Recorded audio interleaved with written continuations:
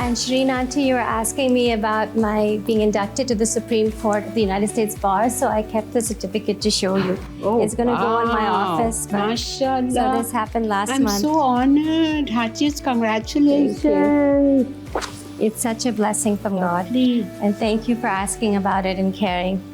So I didn't know till now that Tara is a lawyer. Wow. And graduated from Harvard Law School. Here, Wonderful. Please.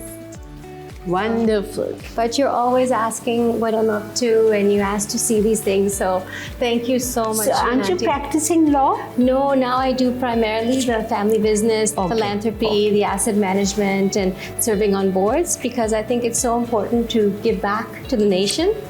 But I do and have taught law. And all those cups, who won those? Those are my father's. My father. In what? Rowing? Various things. Golf as well as various prizes in all sorts of sports. He was a very sporty man.